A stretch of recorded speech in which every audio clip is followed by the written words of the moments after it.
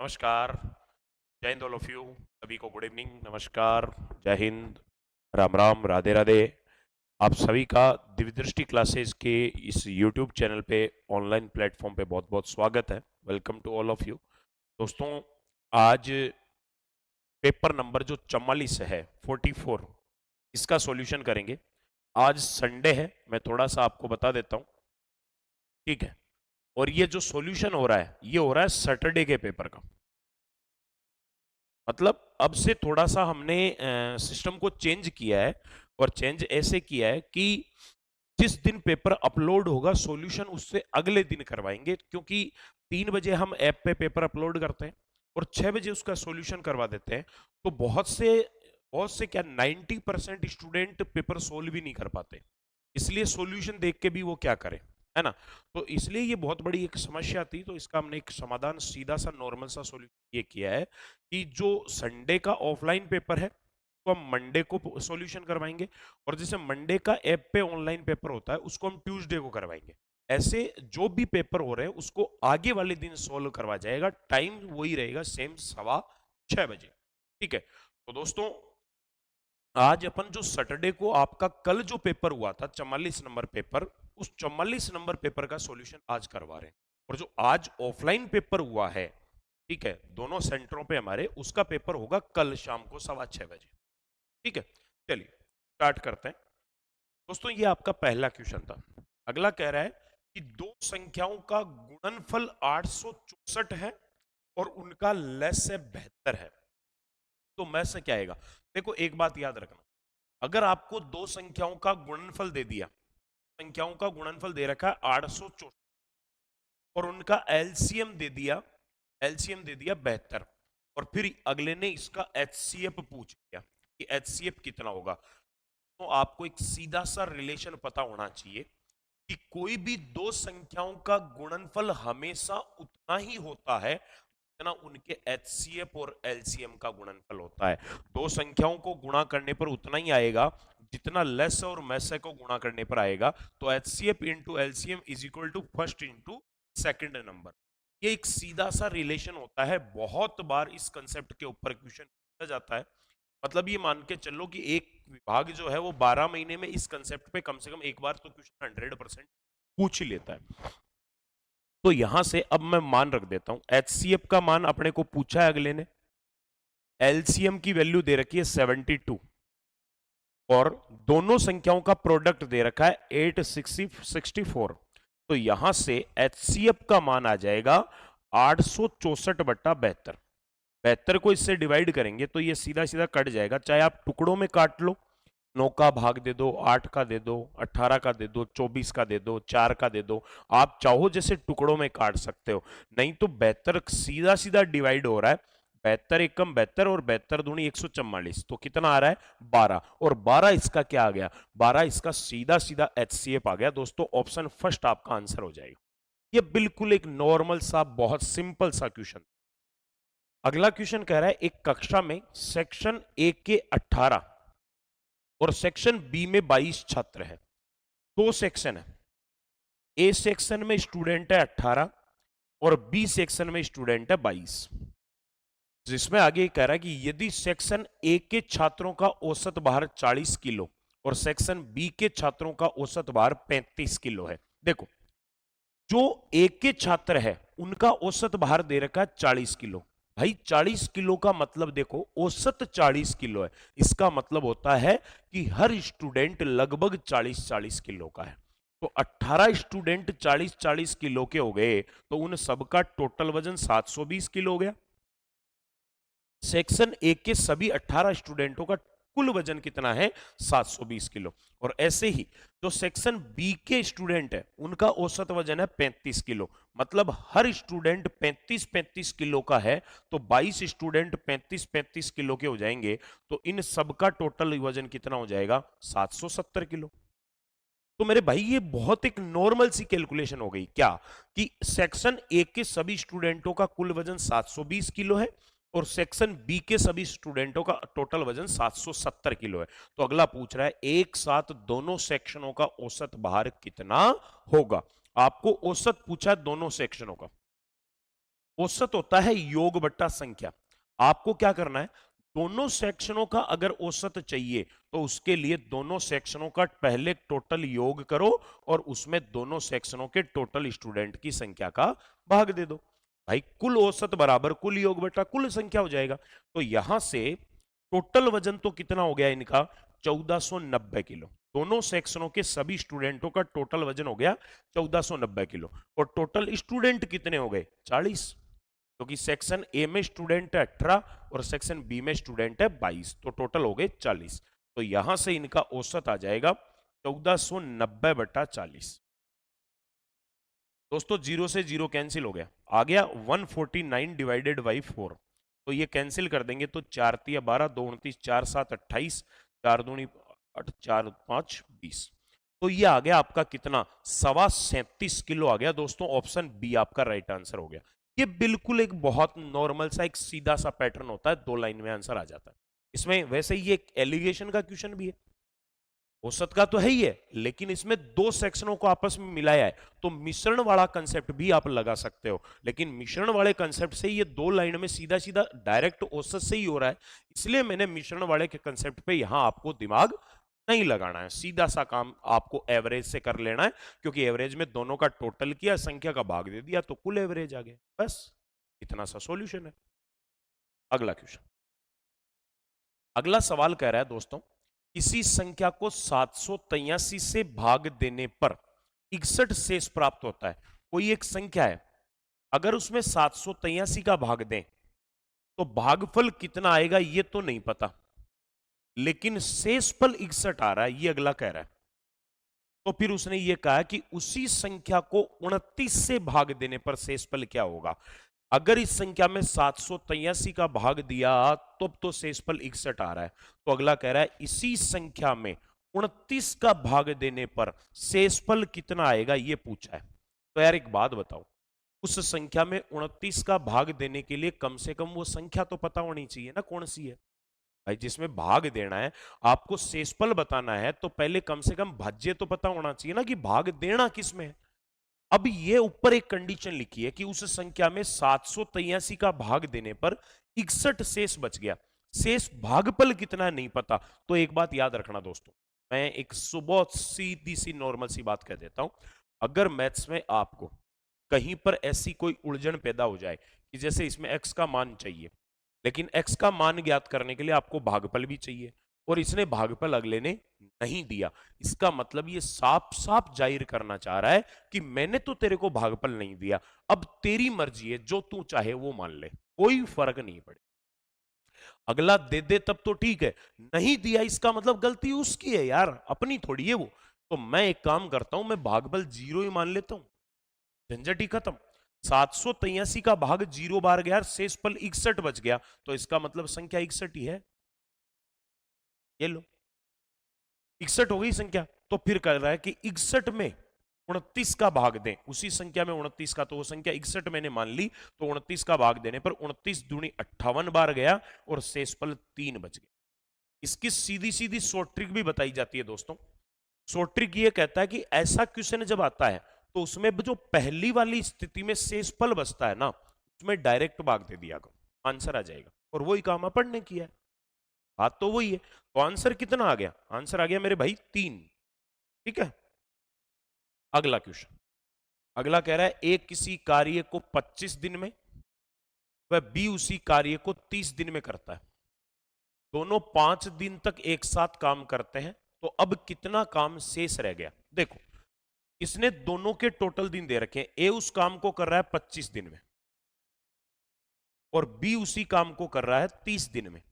तो जब दोनों के टोटल दिन अपने को दे रखे हैं, तो सबसे पहला काम होता है इनका कंपैरिजन कर लो, एक एक दिन का काम निकाल लो। उसके लिए अपने को टोटल काम निकालना पड़ेगा। एक ऐसी संख्या बताओ मुझे जिसमें 25 का और 30 का भाग जाता है। 25 और 30 का भाग जाने वाली संख्या होती है मेरे भाई 150। तो मैंने मान लिया टोटल काम है 150। 150 काम को ए कर रहा है 25 दिन में, तो रोज का काम करेगा ये 6, क्योंकि 25 6 150 होता है। 150 में 25 का भाग दे दो 6 आ जाएगा। ऐसे ही 150 काम को बी 30 दिन में कर रहा है, तो ये रोज का 5 काम करेगा। हो गया। तो ए कर रहा है रोज का 6 काम और बी कर रहा है रोज का 5 काम। अब कह रहा है दोनों 5 दिन तक 7 काम करते हैं। अगर दोनों को एक साथ काम करवाना है तो आप एक बात बताओ, अगर ये दोनों एक साथ काम करने आ गए तो ए तो कितना काम करेगा एक दिन में 6 और बी कितना करेगा 5। तो अगर एक साथ काम करने आएंगे तो मुझे बताओ ये रोज का 11 काम करके जाएंगे कि नहीं कह अगर ये एक साथ काम करने आ गए तो डेली का 11 काम करेंगे। और इन्होंने कितने दिन तक साथ काम किया है 5 दिन। तो एक दिन में अगर भाई 11 काम करेंगे तो 5 दिन में ये कितना काम कर जाएंगे 55 काम कर देंगे।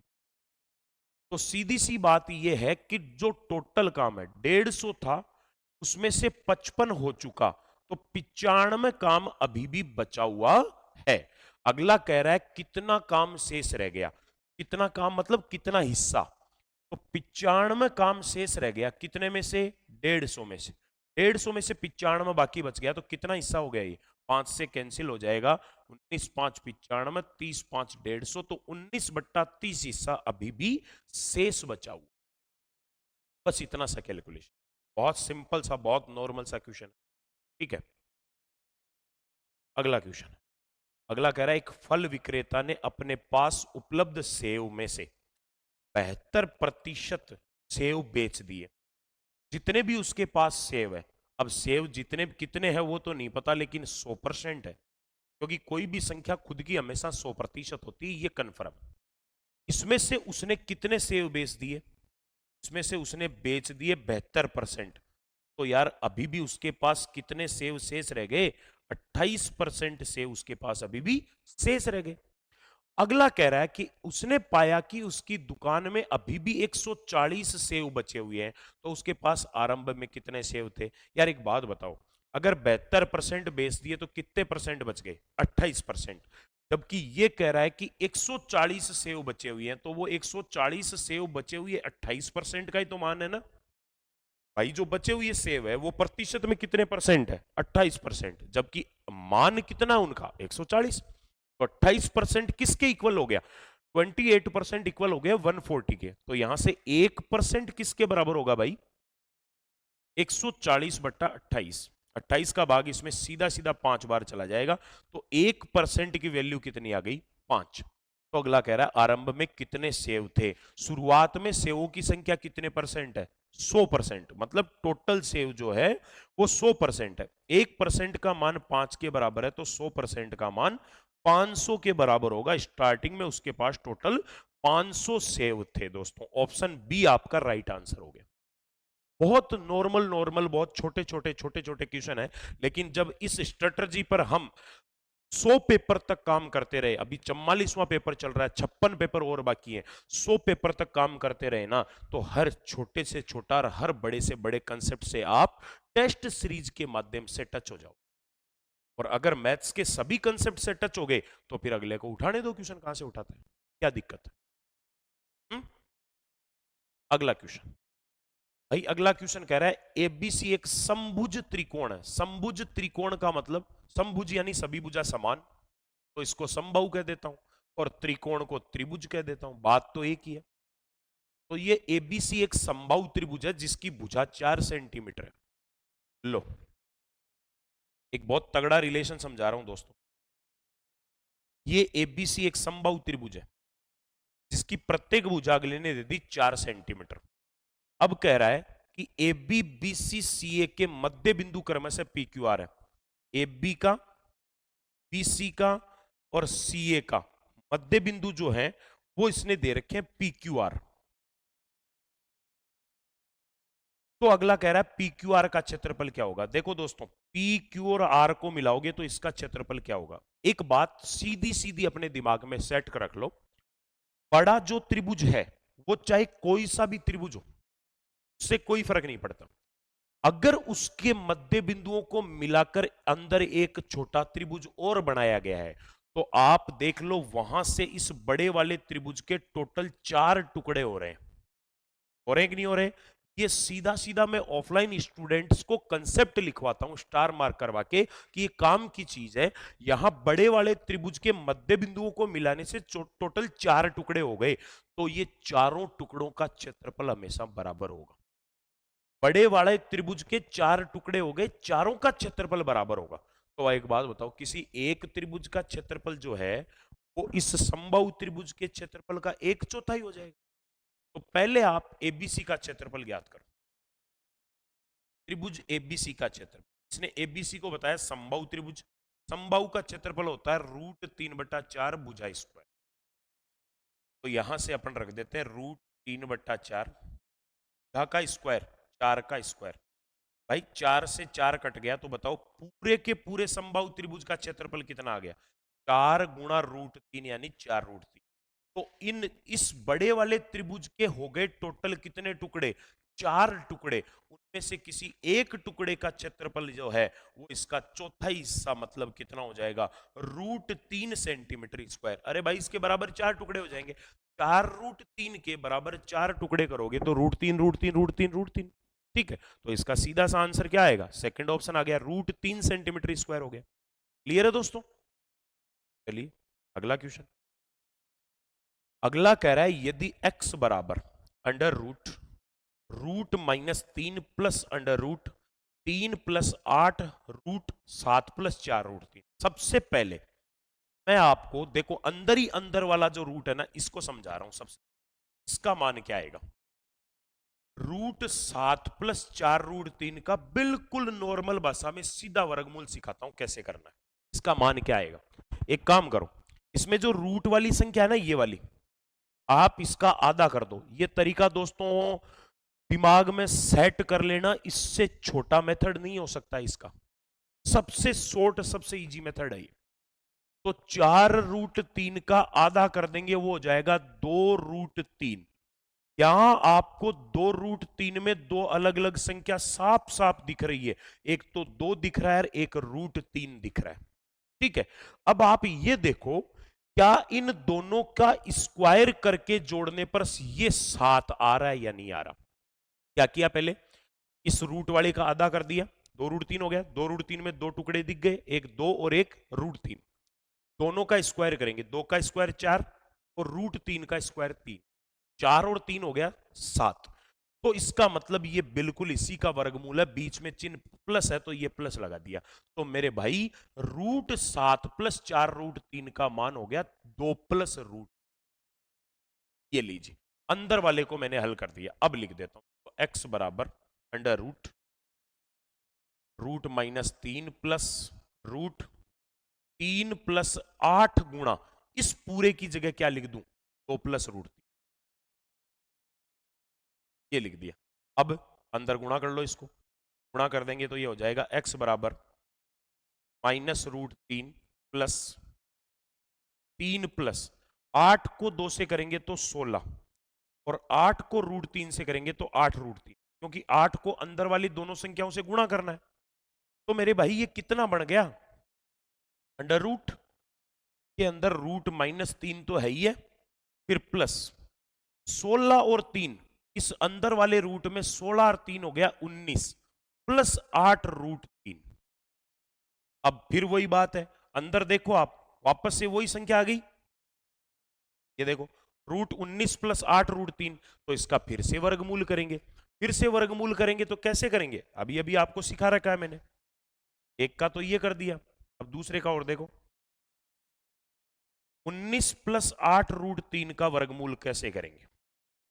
मैंने कहा रूट वाले का आधा कर दो, तो 8√3 में 2 का भाग दे देंगे तो ये हो जाएगा 4√3।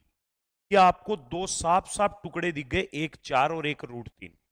अब आप ये देखो, क्या इन दोनों के स्क्वायर का योग 19 है या नहीं है? अगर है तो फिर यही वर्गमूल होगा। 4 का स्क्वायर 16 और √3 का स्क्वायर 3, 16 और 3 19, प्लस है तो प्लस लगा दिया। तो भाई इसका वर्गमूल हो गया 4 + √3। तो इस पूरे की जगह मैं लिख रहा हूं 4 + √3। तो ये आ गया अंडर रूट -3 प्लस, इसकी जगह लिख दिया 4 + √3। प्लस √3 से -√3 कट गया, तो बच गया कितना? 4 बच गया, और उसके ऊपर रूट लगा हुआ है। 4 का रूट होता है 2। तो x की वैल्यू कितनी आ गई? x की वैल्यू आ गई 2। इसमें देखो 2 बार आपको अपरिमेय संख्याओं का वर्गमूल करना पड़ा है। जिसको ये वाली चीज आती है ना वही कर सकता है, बाकी इस क्वेश्चन आएगा क्या करना है वो तो इसको छोड़ के ही आएगा कि यार ये बस की बात नहीं। क्लियर है? बस सीधा सा तरीका करना है, रूट वाली का आधा कर दो और आधा करके 2 टुकड़े दिख जाए। आप ये देख लो दोनों का स्क्वायर करके जोड़ने पर इधर वाली संख्या आ रही है कि नहीं आ रही है। आ रही है तो फिर वही वर्गमूल है, नहीं आए तो आगे के टेस्टों में और आ जाएंगे ऐसे क्वेश्चन। अब ये सिंप्लीफिकेशन का क्वेश्चन डाल दिया। 8.7 माइनस ब्रैकेट 7.6 माइनस फिर ब्रैकेट 6.5 माइनस फिर ब्रैकेट 5.4 माइनस 4.3 माइनस 2। देखो सबसे पहले इसके पूरे पर बार लगा हुआ है दोस्तों। बार का मतलब होता है कोष्टक, मतलब पहले इस बार के नीचे वाली संख्या हल होगी। तो 4.3 में से 2 गया तो 2.3 बच गया। 8.7 माइनस 7.6 माइनस 6.5 माइनस 5.4 और इस पूरे की जगह कितना आ गया, इसकी जगह आ गया 2.3। ये लो 5.4 में से 2.3 गया तो 3.1 बच गया। 8.7 माइनस 7.6 6.5 माइनस 5.4 में से 2.3 चला गया तो ये 3.1 बच गया। लो भाई छोटे कोष्टक का काम तो खत्म। अब देखो 6.5 में से 3.1 जाएगा तो 3.4 बच जाएगा। भाई इसको घटाओगे तो यही तो होगा ना, 65 में से 31 गया तो 34 बच गया। 8.7 माइनस 7.6 34 में मतलब 65 और 31 तो मैंने पॉइंट हटा के समझाए ना आपको यार। 65 में से 31 गया 34, लेकिन एक पर पॉइंट लगा हुआ है तो 3.4। अब वही बात 7.6 में से 3.4 घटा दो, यानी 76 में से 34 चला गया तो 42 बच गया। तो यहां 8.7 माइनस 42 यानी 4.2। और अब लास्ट में 8.7 में से 4.2 जाएगा, 87 में से 42 चला गया तो बच गया 45। 45 यानी 4.5। तो आंसर आ गया आपका 4.5। सी ऑप्शन राइट आंसर है। ये बस सीधी सी सिंपल सी चीज है। इसमें ये एक नया कंसेप्ट था जो अगर जल्दबाजी में कोई देख ले या फिर जिसका पढ़ा हुआ नहीं हो उसका गलत हो जाता। बार का मतलब ये कोष्टक होता है। जैसे दोस्तों -7 + 6 लिखा हुआ है ना, इसको अपन कहते हैं -1। लेकिन अगर -7 + 6 में इस पर बार लगा हुआ है ना तो पहले ये हल होगा अंदर वाला, बार के नीचे वाला। बार के नीचे हो जाएगा 7 और 6 13 और उसके पीछे माइनस। इतना बड़ा फर्क होता है इसमें। ठीक है, चलिए अगला क्वेश्चन। 320 रुपए की राशि कितनी अवधि में बढ़कर 405 रुपए हो जाएगी यदि ब्याज की गणना 12.5% वार्षिक चक्रवृद्धि ब्याज के आधार पर की जाती है। पहले देखो 12.5% को समझाता हूं। 12.5% प्रतिशत हटाऊंगा तो 100 का लग जाएगा भाग, तो 12.5/100। पॉइंट हटाऊंगा तो नीचे 0 और लग जाएगा, 125/1000। इनको आपस में काट दो, चाहे आप टुकड़ों में काट लो, जैसे 5 का भाग दोगे तो 5 5 5 3 बार कटेगा। और नहीं 125 का भाग सीधा चला जाएगा, 125 का 125 में तो गया 1 बार और 1000 में जाएगा 8 बार। तो मैं ये कह सकता हूं कि 12.5% का मतलब है 1/8, यानी 8 में से 1 रुपया। अब ये 12.5% दर होती है ना, चक्रवृद्धि ब्याज का मतलब होता है हर वर्ष 12.5% की वृद्धि हो जाएगी। मतलब हर साल 8 रुपए में 1 रुपया बढ़ जाएगा। तो भाई 8 में 1 बढ़ेगा तो मैं ये नहीं कह सकता है क्या कि हर साल 9/8वां हिस्सा हो जाएगा। सही है? तो लो सबसे पहले पहली साल में राशि है 320 रुपए, एक साल बाद में उसमें 9/8 की वृद्धि हो गई, तो 320 का 9/8 कर दिया। 8 का भाग इसमें 8 चौक 32, 40 बार, और 40 को 9 से गुणा किया 360 हो गया। पहली साल में 320 रुपए बढ़कर हो गए 360। अगले साल फिर 360 में फिर वही 9/8 की वृद्धि और कर दो। 9/8 की वृद्धि करोगे तो ये 45 बार कटेगा, और 45 को 9 से गुणा किया तो 405। ये लो, और अगला यही तो कह रहा है कितने साल में बढ़कर 405 रुपए हो जाएगी। कितने साल में बढ़ के हो जाएगी? 2 साल में। ये लो आंसर आ गया 2 वर्ष, फर्स्ट ऑप्शन। इतना सा क्वेश्चन है बस, ये चीज आप अच्छे से समझ लो। बस उसके बाद में हर स्टेप पे इतनी वृद्धि करते जाओ, अपने आप उत्तर आ जाएगा। क्लियर है? चलिए अगला कह रहा है एक कर्मचारी का वेतन 40% घटा दिया जाता है, उसके बाद वेतन 50% बढ़ा दिया जाता है। देखो भाई, पहले जो भी उसका वेतन था, पहले उसको 40% कम कर दिया, फिर जो आया फिर उसको वापस 50% बढ़ा दिया। तो अब अगला कह रहा है कि उसके वेतन में कुल कितना परिवर्तन हुआ। अब सीधा सीधा जिसका नहीं पढ़ा हुआ है, देखो पढ़ने को तो सारे पढ़ते हैं, लेकिन जिसने परसेंटेज को ढंग से नहीं सीखा वो सीधा करेगा कि 40% पहले घटाया फिर 50% बढ़ाया, तो मतलब 10% बढ़ गया। नहीं, प्रतिशतों की जोड़ बाकी कभी भी डायरेक्ट नहीं होती है। परसेंटेज का जोड़ बाकी जहां भी होता है वहां सीधा समतुल्यता का कंसेप्ट। तो मैं एक काम करता हूं, मैं मान लेता हूं वेतन पहले था उसका 100 रुपए, 40% कम हो गया तो बच गया 60%, और फिर उसको 50% और बढ़ा दिया तो हो गया 150%। इसको हल करोगे ना तो इसका नया जो वेतन है वो आ जाएगा। 100 रुपए से बढ़कर घटकर जो भी होगा, 100 से 100 कट गया, एक और एक 2 जीरो से 2 जीरो कट गया, 15 गुणा 6 बराबर 90। तो उसका जो वेतन है ना मेरे भाई, वो पहले था 100 और इन दोनों चेंजेस के बाद उसका वेतन बच गया 90। तो बताओ 100 से घटकर 90 हो गया, तो उसके वेतन में 10% की कमी तो हुई है ना ऐसा करने से। जबकि अपने दिमाग में क्या आ रहा था, 40% कम किया और फिर 50 बढ़ा दिया, मतलब 10 बढ़ गया, बढ़ा नहीं कम हो गया। ठीक है, यही तरीका लगाना है, सबसे सिंपल तरीका ये, ऑप्शन सी आंसर हो। क्लियर है दोस्तों? अगला क्वेश्चन, अगला कह रहा है 1/3.718, इसकी वैल्यू दे रखी है 0.2689। एक काम करो, इसको थोड़ा सा समझ लो। 1/3.718 है, मैं ये 3 पॉइंट हटा देता हूं इसके, तो ऊपर 3 जीरो लग जाएंगे, नीचे बच जाएगा 3718। इसका मान इसने दे रखा है 0.2689। अब इसको ऐसे पढ़ो कि 1000/3718 का मान है 0.2689। तो अगला पूछ रहा है कि बताओ 1/0003718 का मान। देखो 0.0003718 की वैल्यू, अब वही काम करो, आप पॉइंट हटाओ। कितने अंकों पर पॉइंट है? 1 2 3 4 5 6 7, 7 डिजिट पे डेसिमल है, तो 7 डिजिट का डेसिमल ऊपर जाएगा तो 7 जीरो लग जाएंगे, 7 जीरो लग जाएंगे, 3 3 6 1 7, और नीचे बच जाएगा 3718, क्योंकि पीछे जीरो का कोई मतलब नहीं रहा। इसका मान पूछ रहा है। यार एक बात बताओ ना आप मुझे, ऊपर 3 जीरो यानी 1000 तक का मान, 1000/3718 की वैल्यू कितनी है वो लिख दो यहां, 0.2689 है, और उसके आगे अभी कितने जीरो और बच गए?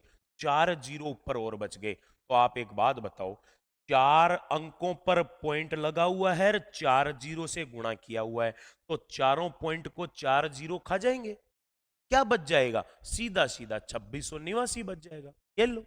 अब यार इससे छोटी क्या करोगे आप? लेकिन एक बात मैं कह देता हूं, जो स्टूडेंट हवाबाजी में काम करता है, जो कैलकुलेशन को सीरियस लेके नहीं चलता, जो स्टेप बाय स्टेप काम नहीं करता, जिसके दिमाग में मैथ्स का फोबिया सेट हो रखा है, वो इसको गलत करके, अच्छा अच्छा स्टूडेंट भी इसमें जल्दबाजी में गलती कर सकता है। इसलिए इसी पर्पज से इस क्वेश्चन को डाला गया है कि छोटी छोटी कैलकुलेशन को भी बहुत सीरियसली आराम से देखना है कि चाहता क्या है अगला, और पहले जहां तक हो सकता है वहां तक पॉइंट को हटाया करो।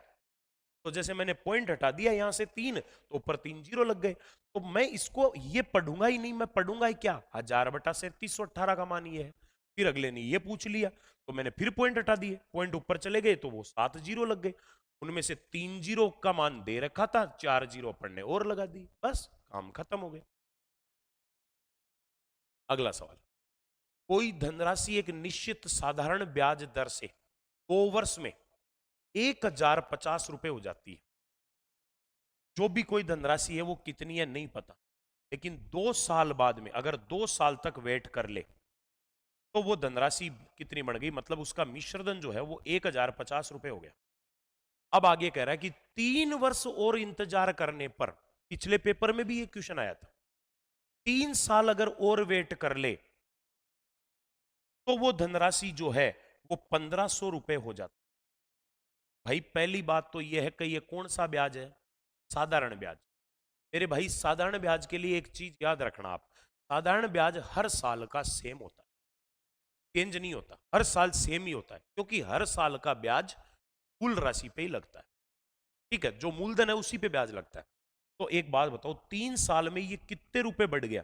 1050 से 1500 रुपए हो गया। 3 वर्ष में 450 रुपए बढ़ गया, तो 450 रुपए 3 वर्ष का क्या हो गया? ब्याज हो गया। कि मूल थोड़ी बढ़ेगा, बढ़ेगा तो ब्याज। 3 साल का ब्याज 450 है, 1 साल का ब्याज कितना हो जाएगा? 1 साल का हो जाएगा 450/3 बराबर 150 रुपए। अगला कह रहा है कि धनराशि बताओ, मतलब मूल राशि बताओ कितनी। 1 साल का ब्याज आपको 150 रुपए मिल गया। अब बताओ मूल राशि में 2 साल बाद में वो 1050 रुपए हो गया, मतलब जो मूलधन है उसमें 2 साल का ब्याज जुड़ जाए तो 1050 रुपए हो जाता है। तो इसमें से एक काम करो ना, 1050 में से 2 साल का ब्याज निकाल दो तो पीछे मूलधन ही तो बचेगा। सही है, तो आप यहां से एक काम कर लो, या फिर इसमें से 5 साल का ब्याज निकाल दो, चीज एक ही है, कुछ भी कर लो। तो 1 साल का ब्याज अगर 150 रुपए है तो 2 वर्ष का ब्याज कितना होगा मेरे भाई? 2 वर्ष का हो जाएगा 150 का डबल, कितना? 300 रुपए। तो 2 वर्ष बाद वो राशि टोटल 1050 रुपए बन गई, में से 300 रुपए ब्याज के हैं, तो बाकी के बचे हुए 750 रुपए तो मूलधन का ही है ना, कि ब्याज ही जुड़ सकता है, मूल राशि तो फिक्स रहेगी। तो 750 रुपए मूल रकम था, जिसमें हर साल 150 रुपए बढ़ते बढ़ते 2 साल बाद में तो 1050 हो गया, और 5 साल में 1500 रुपए। बस ये सीधा सा जोड़ बाकी का क्वेश्चन। ऐसा क्वेश्चन पिछले टेस्ट में भी आया था, 540 रुपए और 580 रुपए, ऐसा सा क्वेश्चन बना रखा था। अगला सवाल, अंग्रेजी, गणित और विज्ञान की किताबों के 3 सेट में क्रमशः 336, देखो इंग्लिश की, मैथ की और साइंस की, ये किताबों के 3 सेट में 336 किताब इसकी इंग्लिश की है, 240 किताब मैथ की है और 96 किताब साइंस की है।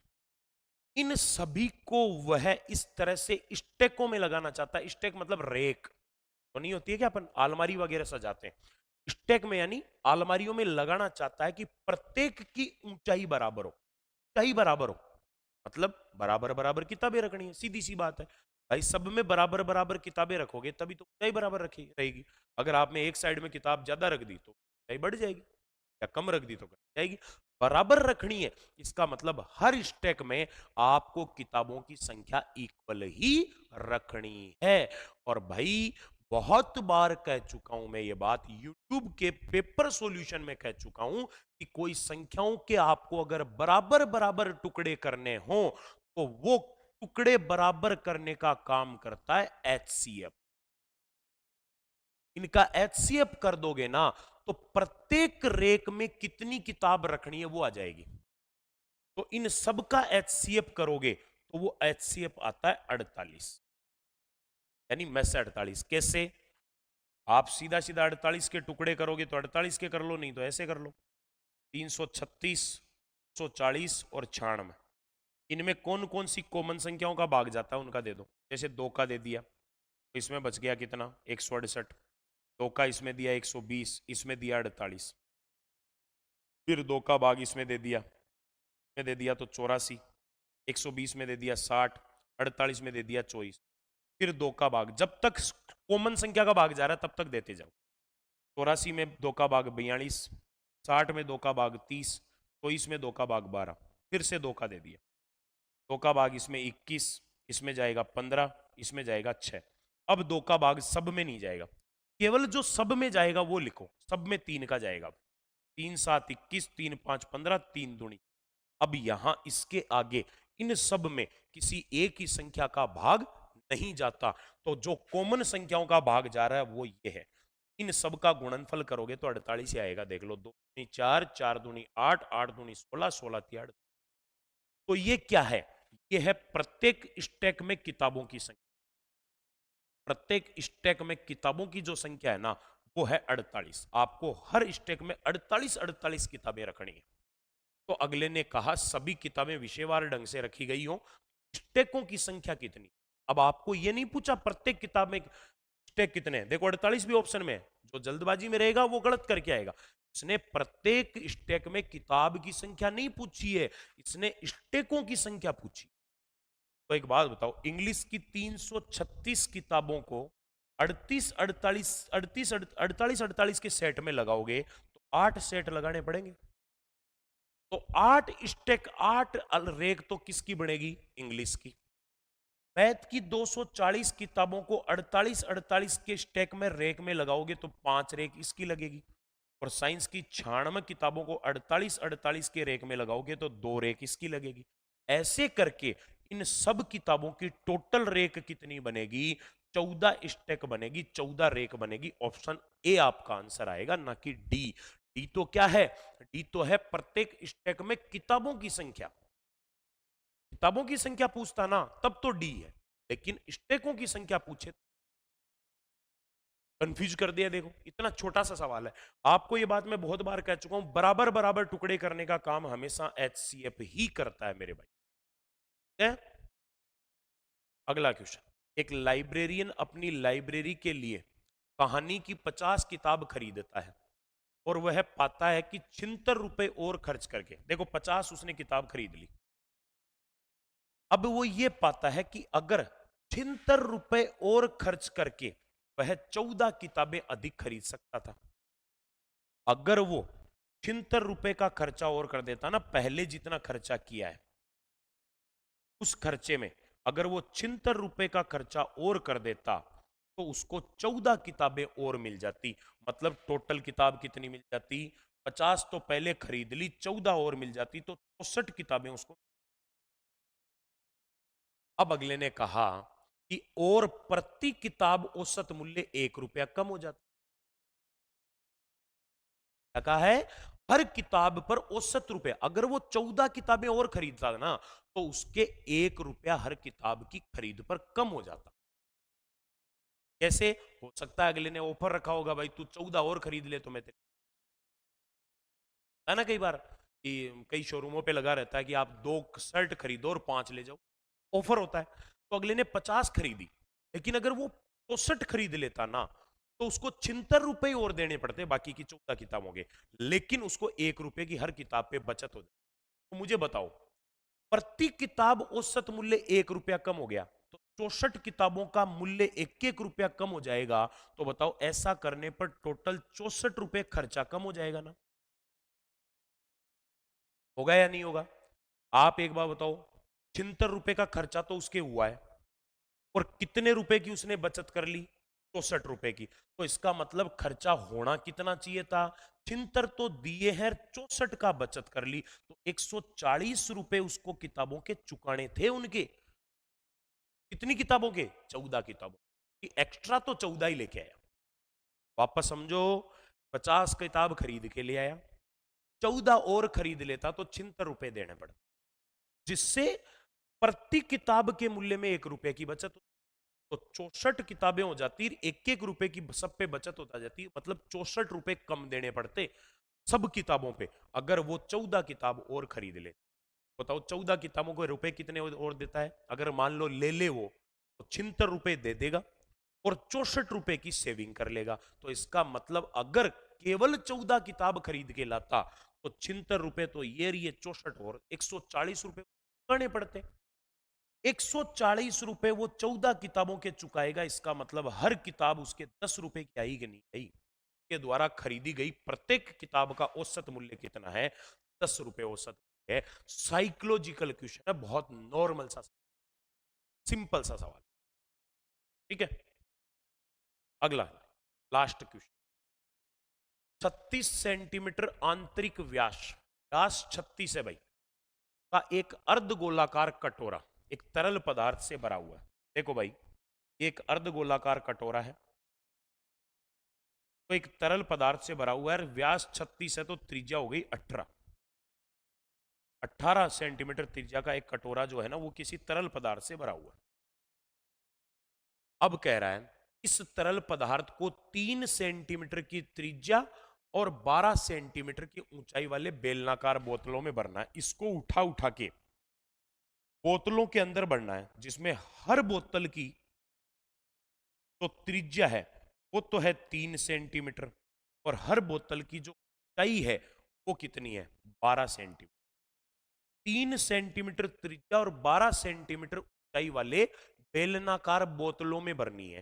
तो अगला कह रहा है कितनी बोतलों की आवश्यकता होगी। अरे भाई एक बात बताओ, जितना तरल पदार्थ इस कटोरे में है उसी तरल पदार्थ को इन बोतलों में भरना है ना। और अगला कह रहा है कितनी बोतलों की आवश्यकता होगी। तो एक बात मेरी हमेशा याद रखना, बहुत बार इस चीज बताता हूं, जैसे किसी फर्श के ऊपर टाइलें लगानी हो तो कितनी टाइलें लगानी चाहिए, उसके लिए पूरे फर्श के क्षेत्रफल में एक टाइल के क्षेत्रफल का भाग दे देते। ऐसे ही किसी कार्टून के अंदर छोटे छोटे डिब्बे रखने हैं, कितने डिब्बे रखे जाएंगे, उसके लिए पूरे कार्टून के आयतन में पूरा कार्टून का जो एरिया है उसमें एक डिब्बे का एरिया का भाग दे देंगे। ऐसे ही किसी दीवार में ईंटें लगानी है, कितनी ईंटें लगानी पड़ेगी, उसके लिए पूरी दीवार के आयतन में एक ईंट के आयतन का भाग दे देंगे।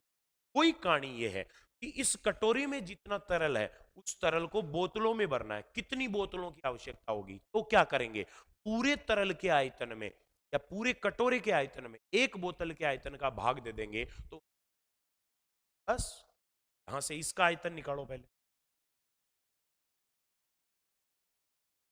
पूरे गोले का आयतन होता है 4/3 पाई आर क्यूब, अर्ध गोले का हो जाएगा 2/3 पाई आर क्यूब, आर यानी 18 का क्यूब। और इसका आयतन हो जाएगा, एक बोतल का आयतन पाई आर स्क्वायर एच, आर का मान है 3, 3 का स्क्वायर और गुणा एच का मान है 12। तो मेरे भाई पूरे अर्ध गोलाकार कटोरे में तरल भरा हुआ है इतना और एक बोतल में तरल भरा जाएगा इतना। तो पूरे में इसका भाग दे दो तो कितनी बोतलों की जरूरत पड़ेगी वो आ जाएगी। तो बोतल की संख्या बराबर कटोरे का आयतन बट्टा एक बोतल का आयतन। कटोरे का आयतन हो गया 2/3 पाई आर क्यूब, 18 का क्यूब को मैं लिख देता हूं 18 गुणा 18 गुणा 18 और नीचे ये पाई गुणा 3 का स्क्वायर को लिख देता हूं 9 और गुणा में 12। करो काटा पीटे, पाई से तो पाई कट गया, 9 का भाग 18 में गया 2 बार, 2 का भाग 12 में गया 6 बार, 6 का भाग 18 में गया 3, 3 से कट गया 3। तो मेरे भाई क्या बचा, 18 दूनी 36 ही तो बचा ना। तो केवल कितनी बोतलों की जरूरत पड़ेगी, 36 बोतल की जरूरत पड़ेगी। ये क्वेश्चन इसका सबसे अच्छा सवाल है, कंसेप्चुअल क्वेश्चन था कि किसी एक त्रिविम आकृति में से मात्रा निकालकर दूसरी में डालें तो ऐसी दूसरी वाली कितनी आकृतियां चाहिए, उनके लिए हमेशा बड़ी वाली आकृति के आयतन में छोटी आकृति के आयतन का भाग दे दिया, बस संख्या आ जाएगी। जैसे आपको बड़ा कार्टून ये कह दे 6 मीटर गुणा 7 मीटर गुणा 10 मीटर, विमा वाले किसी आयताकार डिब्बे के अंदर 50 सेंटीमीटर गुणा 70 सेंटीमीटर गुणा 15 सेंटीमीटर के छोटे छोटे कितने डिब्बे रखे जा सकते हैं। तो पूरे कार्टून के बड़े वाले के आयतन में एक डिब्बे का आयतन का भाग दे दो, आ जाएगा। ऐसे ही ईंटों में करना है, यही सिस्टम सब जगह है। तो इस कंसेप्ट के माध्यम से मेरे हिसाब से ऐसी किसी मान को अगर छोटे छोटे टुकड़े करने हैं तो वो टुकड़े कैसे करने हैं ये कंसेप्ट आपके क्लियर हो। ये दोस्तों आज का पेपर सॉल्यूशन था, ऑप्शन सी आपका आंसर होगा। ठीक है, 25 से 40 नंबर तक के क्वेश्चन है, हर पेपर में 3-4 क्वेश्चन स्टैंडर्ड होते हैं, बाकी नॉर्मल। ठीक है, तो ये आपका आज का पेपर सॉल्यूशन। इससे आगे मैं जीके के सॉल्यूशन के लिए मोहन सर को आमंत्रित करता हूं कि वो आएं और जीके का पेपर करवाएं। आप सभी का इस 44 नंबर पेपर सॉल्यूशन से जुड़ने के बहुत बहुत धन्यवाद। Thanks a lot.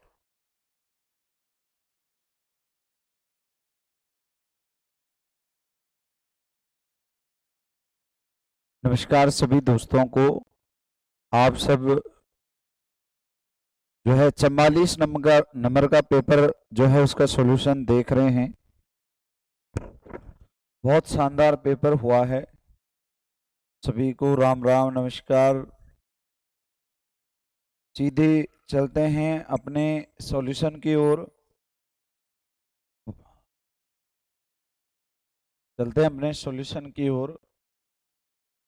आज का जो क्वेश्चन है अपना पहला 51वां क्वेश्चन, देखते हैं इस क्वेश्चन को।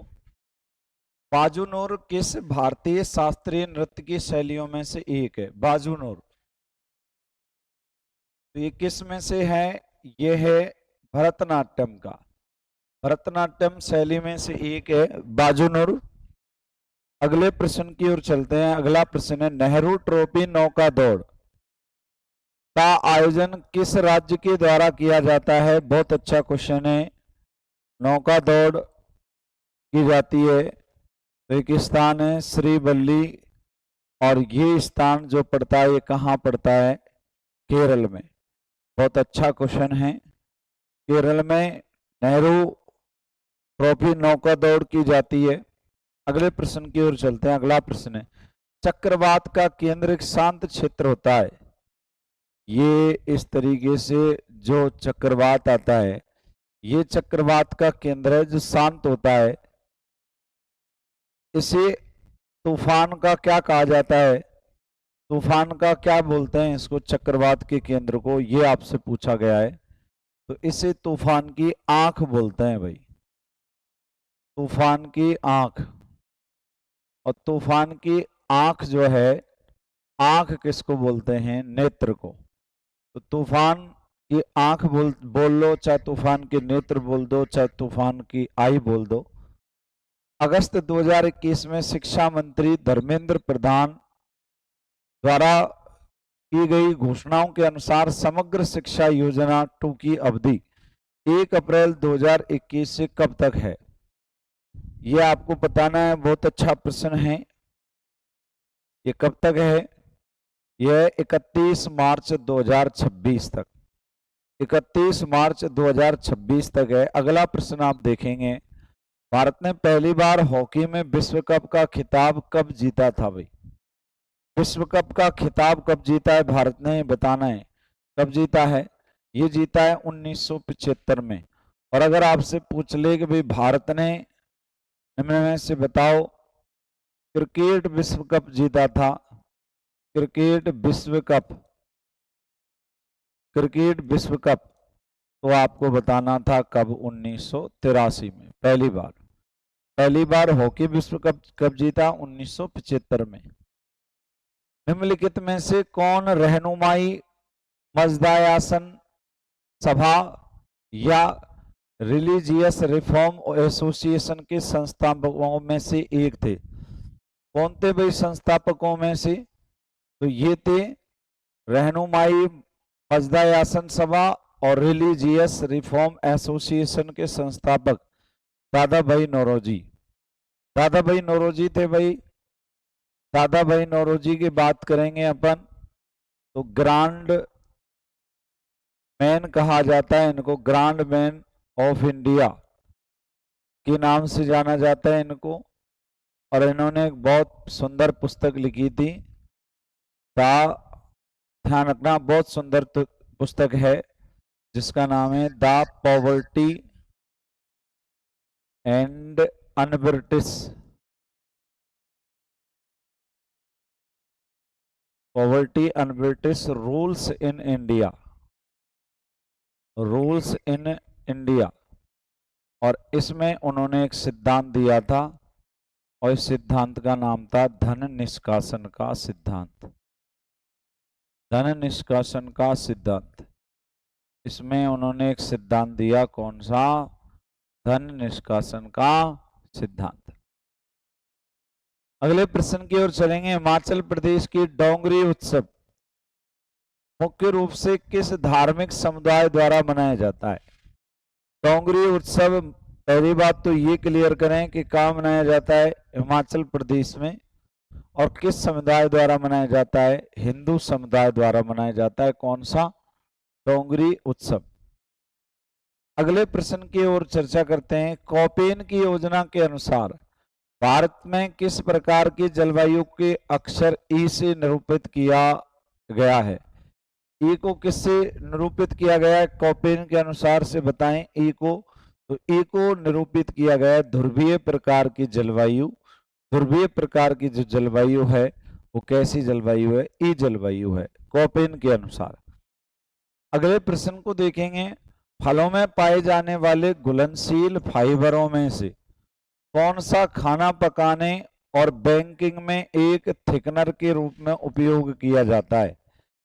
किसका उपयोग किया जाता है भाई? किसका उपयोग किया जाता है? ये किया जाता है पैक्टिन का। पैक्टिन का उपयोग किया जाता है भाई, पैक्टिन का उपयोग। अगले प्रश्न की ओर चलते हैं। स्वयं सहायता समूह में ऋण और बचत संबंधी निर्णय लिए जाते हैं, तो इसके तो सभी निर्णय कौन लेगा?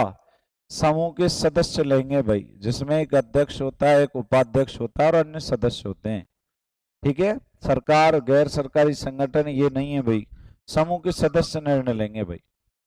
भारत सरकार के आर्थिक सर्वेक्षण 2022-23 की में उल्लेख के अनुसार आधार अधिनियम 2016 की धारा संख्या 7 के तहत अधिसूचित कितनी केंद्रीय योजनाओं के सामाजिक वितरण के आधार पर एक आवश्यक टूल है?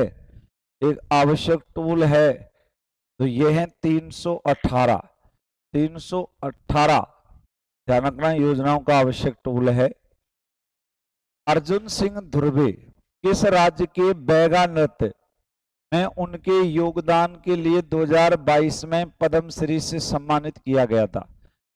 तो 2022 में बैगा नृत्य के लिए ये जो है सम्मानित हुए हैं। और बैगा नृत्य कहाँ पर होता है ये पूछा गया आपसे क्वेश्चन को। तो बैगा नृत्य होता है भाई एमपी में, मध्य प्रदेश में बैगा नृत्य होता है। बैगा नृत्य होता है भाई मध्य प्रदेश में, याद रखें। अगले प्रश्न की ओर चलते हैं। अगला प्रश्न है अवर्णी अवर्णी लवक ल्यूकोप्लास्ट का कौन सा रूप तेल संश्लेषण और भंडारण में दक्ष होता है और परागगणों में उन कोशिकाओं की परत में मुख्य रूप से पाया जाता है जो परागगणों को विकसित करती है? तो क्या है ये? इसका राइट आंसर क्या होगा? तो इसका राइट आंसर जो होगा वो है इलायोप्लास्ट। इलायोप्लास्ट है। अंतिम समय, अंतिम तैयारी, दिल्ली पुलिस का रिकॉर्डेड कोर्स, 10 बुकलेट आपको मिलेंगी सिर्फ 999 रुपये में। ये व्हाट्सएप नंबर दिए हुए हैं, इस पर डेमो के रूप में आप देख सकते हैं। 999 रुपये में 10 बुकलेट आप तक घर पहुंचेंगे आपके, और गूगल प्ले स्टोर पर आप ऐप डाउनलोड कर सकते हो, वहां से ऑनलाइन आप पढ़ सकते हो, अपनी तैयारी को बेहतर बना सकते हो आप। राज्य कार्यकारिणी के संबंध में निम्नलिखित में से कौन से कथन सत्य हैं? कार्यकारिणी के संबंध में सत्य कथन पूछा है भाई। तो राज्य कार्यकारिणी के कथन में जो है कौन कौन से कथन सही हैं ये पूछा है। भारतीय संविधान के अनुच्छेद 152 में वर्णित है कि जब तक किसी संदर्भ में आवश्यक न हो अभिव्यक्ति राज्य में जम्मू और कश्मीर शामिल नहीं है। ये बिल्कुल सही बात है। 7वें संविधान संशोधन अधिनियम में एक ही व्यक्ति को 2 या 2 से अधिक राज्यों के राज्यपाल के रूप में नियुक्त का प्रावधान है, ये भी बात सही है। और इसी के तहत राज प्रमुख का पद भी समाप्त किया गया था, इस बात को भी आप विशेष ध्यान रखें, तो ये भी सही है। सर्वोच्च न्यायालय ने स्पष्ट रूप से उल्लेख किया है कि राज्यपाल का कार्यालय केंद्र सरकार के नियंत्रण में है, ये गलत बात है। तो ये 2 सही हैं, तो केवल सी इसमें सही हो जाएगा। अगले प्रश्न की ओर चलते हैं। लता मंगेशकर गायक है भाई, का जन्म ब्रिटिश भारत के निम्नलिखित में से किस शहर में हुआ था? किस शहर में इसका जन्म हुआ था ये बताना है। लता मंगेशकर भारत की एक बहुत जबरदस्त गायक रही हैं और इन्हें जो है भारत रत्न भी मिल चुका है, भारत रत्न भी इन्हें दिया जा चुका है। और अब तो इनकी मौत भी हो गई है और इन्हें जो है स्वर कोकिला कहा जाता है और इंदौर में जन्म हुआ था इनका। अगले प्रश्न की ओर चलते हैं। निम्नलिखित में से कौन सा प्रत्यय तब प्रयुक्त होता है जब CHO समूह किसी वलय या वलय तंत्र के कार्बन परमाणु या विषम परमाणु हेटेरोएटम से जुड़ा होता है? तो हेटेरोएटम से जो जुड़ा होता है वो कौन सा प्रत्यय प्रयुक्त होता है, इसको बताना है कि कौन सा है ये तत्व। तो ये है कार्बल्डिहाइड। कार्बल्डिहाइड इसका राइट आंसर है। अगले प्रश्न की ओर चलते हैं। अगला प्रश्न है, कौटिल्य के अर्थशास्त्र के अनुसार संस्कृत भाषा में लिखा गया है ये ग्रंथ और इसमें 15 अधिकरण हैं और अगर प्रकरण इसके पूछा जाए तो 180 प्रकरण हैं इसमें और 4000 श्लोक हैं इस ग्रंथ में। 4000 श्लोक हैं इस ग्रंथ में। के अनुसार मौर्य प्रशासन में घुड़सवार सेना के कमान अधिकारी को किसके नाम से जाना जाता था? तो घोड़े को अश्व कहते हैं, तो इसे अश्व अध्यक्ष बोलते हैं। ठीक है, अश्व अध्यक्ष बोलते हैं इसको। अगला प्रश्न है, कार्ल फ्रेडरिक गॉस और विल्हेम एडवर्ड वेबर ने दुनिया के पहले विद्युत चुंबकीय टेलीग्राफ का आविष्कार किया। पहला टेलीग्राफ का आविष्कार किया है भाई, और ये कब किया था बताओ? टेलीग्राफ का आविष्कार 1833 में किया था भाई, एडवर्ड वेबर ने किया है भाई, और कार्ल फ्रेडरिक गॉस ने। पारंपरिक भारतीय ऋतुओं के अनुसार निम्नलिखित में से कौन सी ऋतु नवंबर दिसंबर के महीने में आती है? तो ये हेमंत आती है भाई, नवंबर दिसंबर के महीने में। और बसंत आपसे पूछ ले तो मैंने कल परसों ही आपको पेपर में करवाया था, ये आती है चैत्र बैसाख में। चैत्र बैसाख में आती है और ये कौन सी पूछी गई है? हेमंत ऋतु, जो नवंबर दिसंबर में आती है। किस शहर में 17 और 18 अगस्त को पारंपरिक औषधि वैश्विक शिखर सम्मेलन का आयोजन किया जाएगा? किस शहर में किया जाएगा भाई ये? किस शहर में किया जाएगा? ये किया जाएगा गांधीनगर में। गांधीनगर में, गुजरात में किया जाएगा। अगले प्रश्न को, आप ये सेशन देख रहे हैं, बहुत अच्छे से इस सेशन को जो है आप तक पहुंचाया जा रहा है और हमारे यहाँ पर डेली टेस्ट सीरीज जो हो रही है जिसका सॉल्यूशन हम शाम को करवाते हैं और इस टेस्ट सीरीज के माध्यम से आप लाभ उठा सकते हैं। आप इस टेस्ट सीरीज को ज्वाइन कर सकते हैं, अपनी तैयारी को अंतिम पहचान दे सकते हैं। देखें, भारत के रक्षा मंत्रालय ने इंटरनेट से जुड़े सभी कंप्यूटरों माइक्रोसॉफ्ट ऑपरेटिंग सिस्टम को किस नए ओएस से बदलने का निर्णय किया है? तो नया ओएस आएगा अब माया ओएस। माया ओएस आएगा भाई। अगला प्रश्न है, न्यू अमरावती रेलवे स्टेशन किस रेलवे डिवीजन का पिंक स्टेशन बना है? किस रेलवे डिवीजन का है भाई ये पिंक स्टेशन? बताएं। तो ये भुसावल का, भुसावर मत कर देना, भुसावल का है भाई, भुसावल का स्टेशन है। विश्व जैव ईंधन दिवस कब मनाया जाता है? ये 10 अगस्त को मनाया जाता है, ईंधन दिवस, विश्व ईंधन दिवस। जल जीवन सर्वेक्षण JJS 2023 के तहत सबसे अधिक प्रदर्शन करने वाला जिला बन गया। कौन सा जिला सबसे अधिक प्रदर्शन करने वाला जो जिला है वो बना है? बताएं। तो ये बना है भाई, कौन सा? श्रीनगर। श्रीनगर बना है भाई, श्रीनगर बना है। अगले प्रश्न की ओर चर्चा करते हैं। अगला प्रश्न है बहुत शानदार प्रश्न, निम्नलिखित में से कौन सी नदी केरल राज्य में बहती है? कौन सी है केरल राज्य में बहती है भैया? पेन्नार। पेन्नार बहती है केरल राज्य में। अगला है, फारसी में लिखी गई पुस्तक गिफ्ट टू मोनोथिस्ट के लेखक कौन है जिनमें अनेकस्वरवाद की निंदा की गई है? कौन है भाई इसके लेखक? इसके लेखक हैं राजा राममोहन राय। राजा राममोहन राय इसके लेखक हैं। अगले प्रश्न की ओर चर्चा करते हैं। पश्चिमी चक्रवाती विक्षोभ कहाँ से उत्पन्न होते हैं? पश्चिमी चक्रवाती विक्षोभ उत्पन्न होते हैं भूमध्य सागर से, भूमध्य सागर से होते हैं। इन्हें पश्चिमी विक्षोभ भी कहा जाता है, इन्हें भूमध्य सागरीय विक्षोभ भी कहा जाता है, इन्हें शीतकालीन विक्षोभ भी कहा जाता है, शीतकालीन विक्षोभ भी कहा जाता है। और ध्यान रखें, जब भारत में इससे बरसात होती है तो उसे स्थानीय स्तर पर मावठ भी कहते हैं, ये भी आप ध्यान रखें। लाई हरोबा भारत के निम्नलिखित में से शास्त्रीय नृत्यों में से किसका प्रारंभिक रूप है?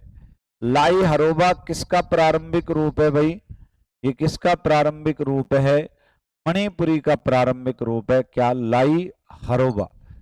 अगला प्रश्न है, लघु इकाइयों को डॉट डॉट डॉट के आधार पर बड़ी इकाइयों में विभेदित किया जाता है।